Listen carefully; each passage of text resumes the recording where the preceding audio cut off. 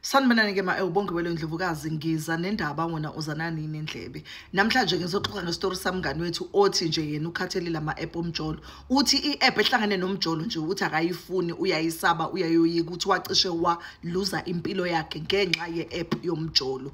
Uthi wacishe nje wamoshakalelwa yiyo yonke into ayenayo emhlabeni ngenxa ye-app yomjolo. Uthi story sakhe sihamba kanjena ukuthi wajola ubeka kwi-relationship nje noguy othile, but uguy bagcina behlukana, uguy emchithela, emenzela izinto ezimbi nje, waze wagcina esezitshela ukuthi okay, uzothatha i-break from ukujola. Uthi ayithatha i-break, uthi ngize ngibone ukuthi yazi ngiyakhula phela manje, I need to start dating again.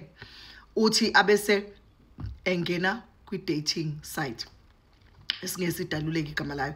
Uthi angene kuleyo dating site, mangena uthi aswipe, uyayitshela nje ukuthi ngoba abafana futhi ke isikhathi esiningi manje abashelani, and also abantu abamshelayo abantu abangekho right, and uyabona ukuthi abantu abangeyona type yakhe, so she would rather at least ayichoosele yena ukuthi and then ufuna ukujola nomuntu onjani. Ayina ngempela angene kwi-site, aswape left right until azathole umuntu ongathi akayena owase South Africa ngoba wenegama nje elithile nje special. Uthi but lo muntu lo was really beautiful, and wacabanga ukuthi okay, also abantu athandane nabo abawuhlanga ayilona, ibona laba abamhlukumezile, kungcono manje azame olunye uhlanga ukuze abone ukuthi lona lizomphatha kanjani.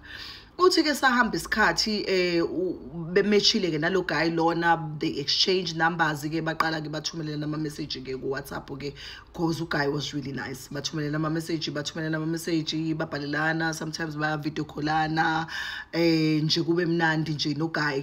Uthi until baze baclicka, because wetshelile ukuthi okay, akazukhuluma naye on the app, uzokhuluma naye privately ku WhatsApp. Baze until baze baclick, uguy wamcela ukuthi ucela ukumkhipha amuse out on a date. Nangempela bahlangane for the first time at coffee shop. Uthi they went for a coffee somewhere in Cape Town. Uthi they enjoyed each other's company. It was so uncomfortable at first, honestly. It was really uncomfortable because I was meeting a stranger and umuntu engamazi nokuthi wakabani. But as isikhathi sihamba, ngaqala ngaba comfortable nami, ngaba easy, and sajela nje no guy. Uthi uguy that day he drove me back home kwi-apartment le bengihlala kuyona. Kwaqhubeka nje uthi saqhubeka ke salokhu sifonelana ke, we video call each other now after siqeda ukubonana e-coffee shop, so sa video callana, we are talking, sikhuluma nje about life and things that are happening emsebenzini, wherever la isebenza khona. He constantly said he was an artist, angasho ukuthi wenzani kodwa as an artist. Uthi nala isebenza khona, he would just talk about things but angabe specific ukuthi ukhuluma ngani, and nami I would tell him about emsebenzini but not be specific because we were still trying to learn each other and know ukuthi sithandani. Uthi okay, sijele no guy, uguy njalo from time to time njalo mekuphela inyanga uyangikhipha ungisa out, and sometimes siye emaklabhini siyophuza, sometimes we go out on pubs, and nje life was stunning. Like I thought, ooh, nangu umuntu who understands me. Okay, uthi sihambeke isikhathi kuko konke lokho ke, as we understand each other, uguy hasn't slept with me. Uthi ngithi mina okay, and nami because ngangajahanga ukuthi ngisheshe ngibe kwi-relationship la kuzomele khona sengilala nomuntu, ngangitshela nje ukuthi okay fine, it's fine, I'm gonna take it easy, I'm gonna slow down, and ngifuna ukumazi ngokweqiniso lo bhuti lo. Uthi ngelinye ilanga ngi-invite endlini yakhe. Uthi I was very hesitant but ngigcine ngithi okay, no, it's fine, angiye, because ayikho into embi akanginsekela yona lo muntu ekhombisa ukuthi and then akayena umuntu olungile. Nangempela ngiye endlini yakhe, we drank, he played music, uthi udlala isiginci, he played music, and so when he played a guitar I assumed ukuthi uyi-artist, you know, elenza music or something. Angidlalela isiginci silale, and we didn't have intercourse. Uthi walala lapha esofeni, mina wathi ngalala ekamereni embedeni wakhe. Nangempela ngalala ekamereni lakhe kwaze kwasa, ngavuka ngakusasa, I took a bath and the man drove me to work. Uthi sonke lesi sikhathi lesi, uthi kwaze kwaphela u6 months, like we are doing that from time to time ngiyeza kuyena, but he's never come to my place. Uthi up until kwaze kwaphela u6 months. Makuphela u6 months uguy abese eyang invite futhi again for dinner, sihambe siphume se out. and bese yang-invite endlini yakhe. Maka invite endlini yakhe, then we did izinto zakhona senze. Uthi kanti uGayi uyangirecorda. Kanti uGayi uyangirecorda. Uthi but mina ngazi ukuthi uGayi uyangirecorda. Wathi everything endlini yakhe kunama camera all over the house. Uthi but mina didn't know that ukuthi kwakunama camera endlini yakhe. Uthi siqhubeke futhi ngiphinde ngimvakashela. Uthi kuze kuphela unyaka. Siyajola nje but I don't know ukuthi endlini yakhe kunama camera. Uthi bese emva kwalokho bese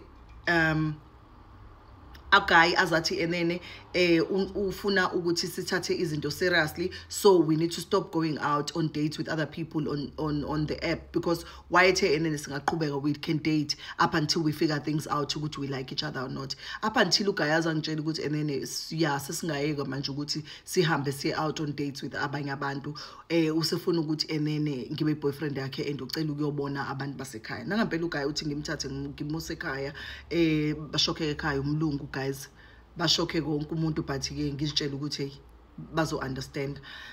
Abe right futhi behave well behaved, well mannered uGayi wakhona, abe right nje ekhaya nasekhaya bamphathe kahle nje, yonke into nje ihamba kahle.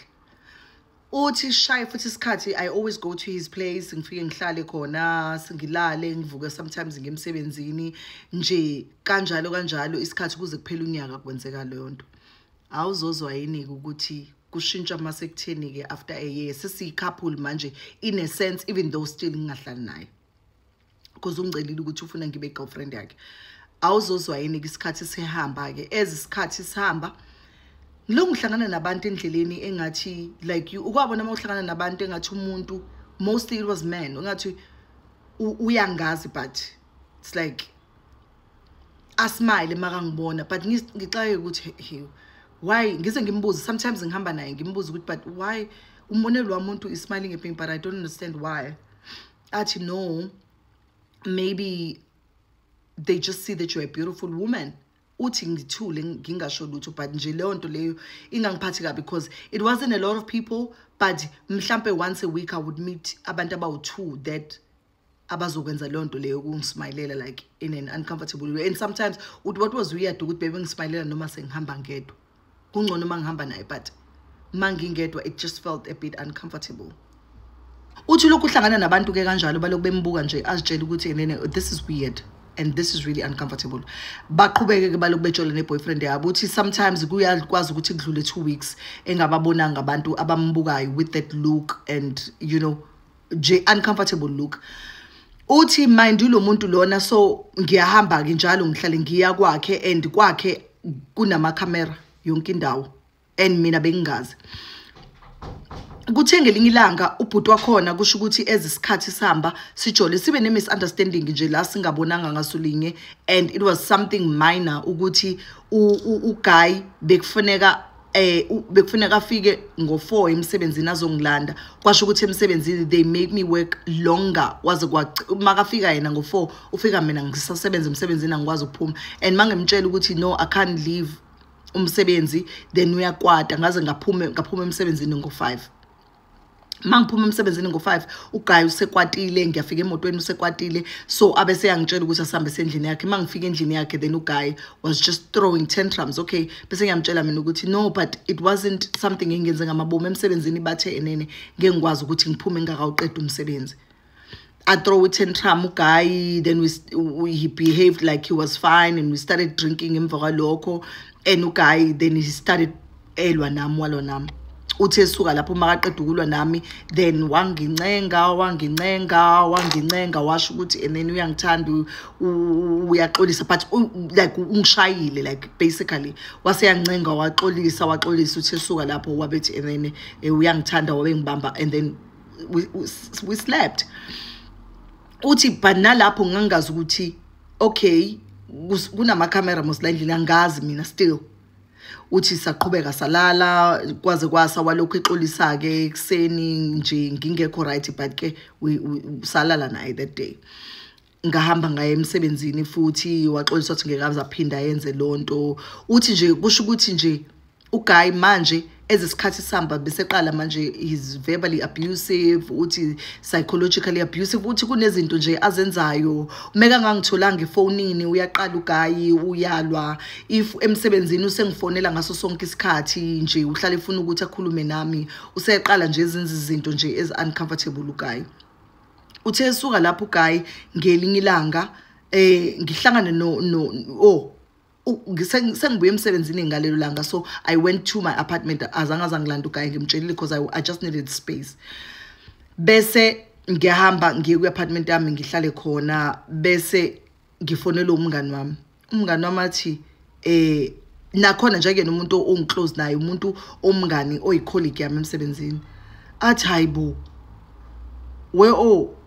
ngibone ngividiyo engithunyelwe lo munye umfana engithelana naye enomuntu ongathi ufana nawe. Athi nomuntu ongathi ufana nami? Athi nomuntu ongathi ufana nawe. Hayi nangampela ugeli, athi hayi kodwa mhlawumbe kuwena. Angasho ugeli ukuthi uzomthumelela leyo video loyo. Athi hayi mhlawumbe kuwena ngiyayiyeka leyo video. Abese nganaki bahleke emsebenzini, athi hayi ngeke angikholwa ukuthi bekuwena lo wana, because phela wena sisebenza nawe la, awukho kulezi zinto lezi zama site la ucansi. Uthatha hayi okay, siqhubeka isikhathi sihambe, ugeli uyaphinda uhlangana nabanye abantu bayambuka kanjalo. Kuthi ngelinye ilanga uGuy abese eyamthreatenisha ngalelo langa lelo ugeli kwakumela emsebenzini, avuka kusena emsebenzini, athi uGuy angeke azakwazi ugeli uye emsebenzini. Ugeli abese ethi mina ngicela uke emsebenzini because that's how I pay my bills. Athi no, you're not going today, I need to spend time with you. Uthi umuntu wakhona kwakumuntu ongathi uklingi, like uklingi kakhulu, and kuumuntu nje ohlale enami, and at that time ngangicabanga ukuthi uyangithanda, uthando, it's affection, kanti cha, he's just a clingy person. Uthi wangishaya ke that day, and ngamtshela ukuthi no, you know, angikwazi ukuthi ngibekezelele lento lena, I'm gonna go to work, because when ngishaya bese yaxolisa same time azole, like, and then we would have like ucansi olustimi, but nje uthi kase ngibona ukuthi iphethini and it's giving abuse. That day wangishaya uthi mase, and then emva kwalokho siqhubeke silale, ngagcina ngingayanga emsebenzini because phela wasengilimazile uGuy wakhona.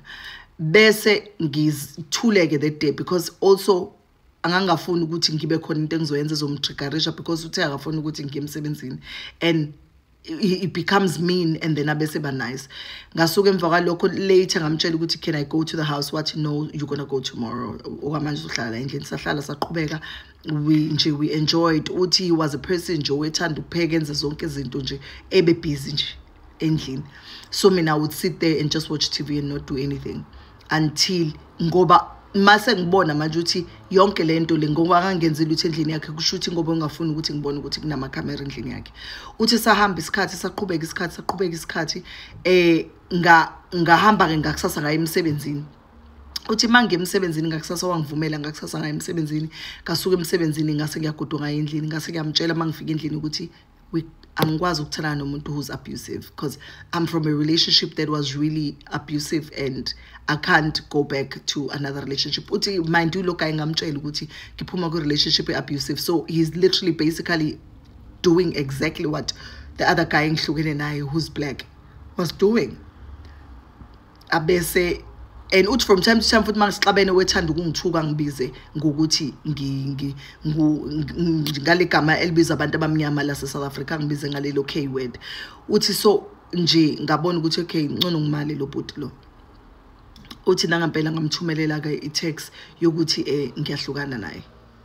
uGuy wancenga, waqala wancenga ukuthi ngibuyelane naye, ngathi mina no, up until he changes. Wancenga uGuy wathi uzoshintsha, kwashamananga ngathi no. Uthi suka lapho uGuy wabe ngithumelela one of the videos engakaze ngize ngiyibone. Uthi manga ngithumelela i-video, I'm like, what is this? Uthi wathi enene no, it's a video of you sasenza wawuvumile ngalelanga usasiphuzile and kwashamananga nanga wavuma ukuthi ngikuthathe video. Uthi ngathi no, I've never. Uthi wathi yeah, but wavuma. ukuthi ngikuthatha ivideo. Uthi nami ke ngicebanga ukuthi okay because mhlambe sasiphuzile kwavula usuku sasiphuma ngale clubini possibly ngavuma but angikhumbuli ngempela ngivuma. Uthi washo njalo uGuy. Uthi ngathula aphinde futhi ugeli wasemsebenzini athi hayibo wegeli uhusband wami uphinde wangithumelela ivideo enawe. Uthi like besihlalele siscrollela like sibheka amaphone and esithumelela nawo from time to time when we flirting at work. Uthi ngithole ivideo enobuso bakho. Uthi amthumelele leyo qala athi ngizokuthumelela womabili manje lama video lawo amthumelele uqala amthumelele esibili hayi uyena ngempela hayibo. Uthi ugela wabona ama video womabili landelana shockhe ukuthi hayibo imina phela lo hayi noma ngathiwa nemina lo. Uthi and ne apartment uyayibona ukuthi apartment yalwamlungu lowana. Uthi ambuza ukuthi indoda yakhe ithi wathatha phi lama video la wabuze umngane athi hayi uyawa downloada bese siyathumelelana during the day. Ambuze ugela ukuthi wa downloada kuyiphi server abese yasho ugela ukuthi basebenzisa lezi zinto lezi lama site la ucansi. Abese ugela umakangena lana kune page dedicated to her. Ubhalwe ngelinye igama elithile uGuy uposte ama videos amaningi wabo kuleyo site. Uthi amfonela uGuy ambuza ukuthi yini lento yenzayo. Uthi uGuy asho ukuthi enene no phela mina ngangitshelile ukuthi enene I'm an artist and ngakutshela ukuthi ngiya actor. I think ngalelo langa udakiwe. Uthi he constantly repeats ukuthi ngangiphuzile makangitshela izinto and akulona iqiniso. Uthi why ngizibona ngikuyi lokhuzana kuma site ucansi. Uthi uGuy ambangcaza shonele nalena ambangcaza shonele nalena abese ugela vala ucingo like abe confused like ukuthi into azoyithini leyo. Uthi uGuy aphinde lokho emfonela akathi enene ayikho into ozoyenza because mina besithana nawe so kufana nokuthi wena uconsentile ekutheni uthi ngiposta ama videos akho lapha yana. That's how I make money. Uthi mangithi ngiyabheka kule site maningi amantombazane amnyama alala nawo alapha kuleya site and wonke lamantombazana kule yandlu yakhe. Kusho ukuthi every time utarget umuntu osifazane othile and abantu abangazi enza izinto nabo. Uthi I'm sure abanye abantu besifazane abazi ukuthi balapha na kuleya site. Uthi ke wazama ugeli wahlukana nomlungu wazama ukuthi athola ama lawyers abazokwazi ukuthi bathathe uGuy bambophise ukuze akwazi ukuthi akhiphe ama videos wakhe kuleyanto leyana. Uthi but ukwakhipha kwakhe ama video kuyafana because abantu abaningi babe sebawa recording lamanye. Uthi now yonke into yenza sense ukuthi why uGuy ayengafuni ukuthi aclean endlini yakhe and also why uGuy wayehlala epheka it's because onama cameras endlini yakhe. Uthi but wengazange zamtshela. Uthi namanje kwezinye indawo la uma video awakaphumi because kusayinto case ende ekusafuna kudilwe nayo because uGuy ufaka ama videos akhe ema site nocansi. Uthi akacabangi nangengozi ukujola. Uthi leyo nto yacisha yamoshela emsebenzini. She had to explain emsebenzini ukuthi akawazi la uma video. Uthi bamsuspenda for a while ilawyer may prove ukuthi nakampela akakwazi wabuyela emsebenzini. But uthi you can imagine ukhamba ngibona abantu manje amahloni kimi senginamahloni kimi I had to go for therapy so that ngizokwazi ukuthi ngideal now and know ukuthi it wasn't my fault. Bekuhuye umuntu orongo lana. Uthi so ke ufuna ukungikhiphisa exwayiso kumantombazana ukuthi mawujola nomuntu kulama site lawa wazi ukuthi they could potentially be recording you bekufake ema site ocansi. Nibe careful. Siyabonga.